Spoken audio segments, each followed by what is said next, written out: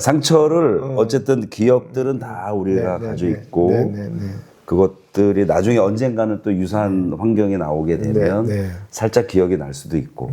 근데 어쨌든 내 몸속에 모든 그 세포의 기질, 그러니까 밭에는 그 환경들을 가지고 있다. 그래서 사라지지 않는다. 그 기억은 항상 몸에 남아 있다.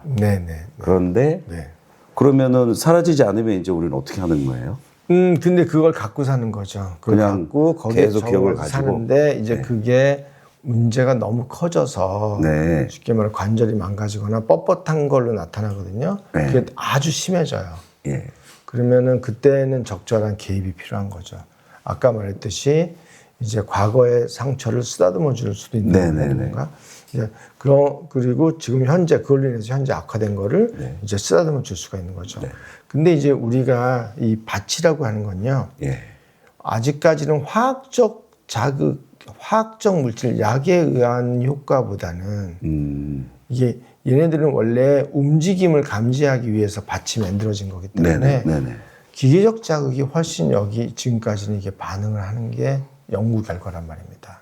여기서 잠깐만 좀 정리를 하면 기계적 자극과 화학적 자극이라고 하면 화학적은 우리 보통 뭐 약이나 얘기하는 거고 뭐 건강보조제 뭐 이런 거 말씀하신 거죠? 그렇죠. 기계적 자극이라고 하는 경우에는 이렇게 마사지 뭐 마사지나 이런 거. 적절한 운동이나 고주파 치료기 뭐 이런 그런 거. 것도 되고 그 다음에 이제 바늘로 찌르는 것도 될 거고 그다음 뼈에 가서 무슨 진동을 하거나 이런 치료도 될 거고 아마 앞으로 이런 쪽의 것들이 좀 더 적극적이고 그 다음에 좀 더 효과적으로 왜냐하면 이게 과거에는 세포의 문제가 아니라 지금은 밭의 문제라는 것들이 점점 강력하게 나오고 있기 때문에 치료 형태도 좀 바뀔 거예요.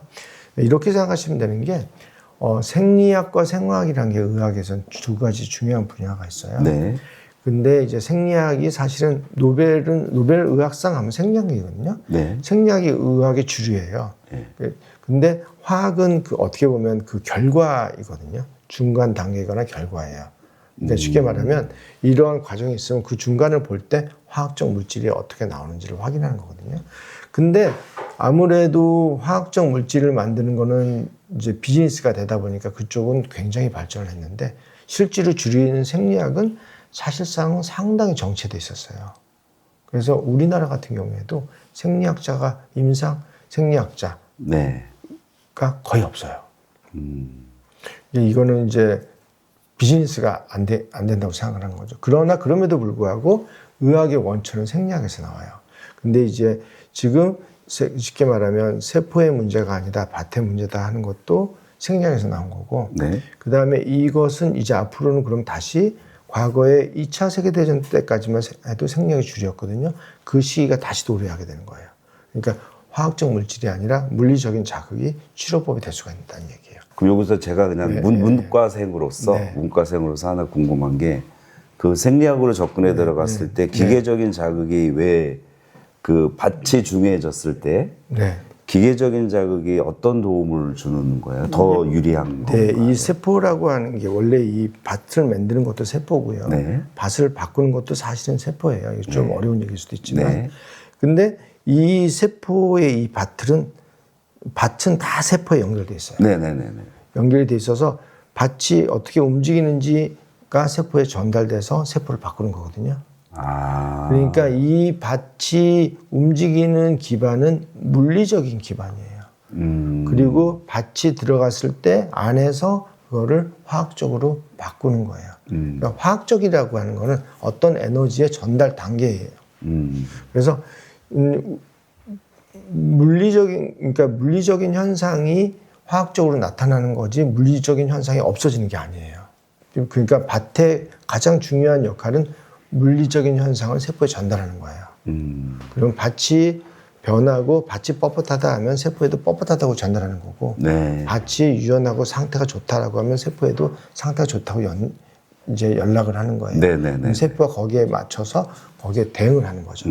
근데 이제 이게 우리가 다치고 망가지는 게 계속되면 밭이 망가졌어, 뻣뻣해 라고 얘기를 하니까 더 그럼 보호를 해야 돼. 그럼 더 뻣뻣하게 만들어요, 세포가. 아, 세포가. 이게 계속 예, 예, 반복되니까 그 부위는 더 경직이 되고 더 뻣뻣해져요. 그렇게 되면은 거기는 이제 나중에는 유연하지가 않으니까 이제 다치거나 이런 거에 이제 쉽게 말하면 보호를 못하게 되죠. 그러니까 더 많이 다치게 되고 더 손상이 되고 그게 계속 반복되는 것이 이제 변화로 나타나면 그때는 MRI로 알게 되는 겁니다. 아, 예.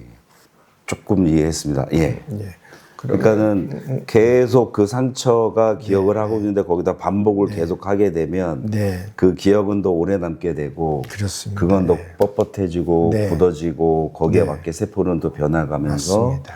몸을 계속 이렇게 피부 같으면은 늙게 만들고 근육 같은 경우에는 뻣뻣하게 근육통으로 나오고 이게 만약에 더 안으로 장으로 들어 내장 안쪽으로 들어가게 되면 뭐 병이나 뭐 염증이나 뭐 암이나 이렇게 발달이 되는. 이제 그때 암도 이제 ECM의 영향을 많이 받는 거고요. 근데 그거는 이제 조금 이제 우리가 움직이는 거하고 좀 다르지만 어쨌든 그 밭이 망가지는 거는 꼭 이렇게 손상에 의한 것만이 있는 게 아니고요.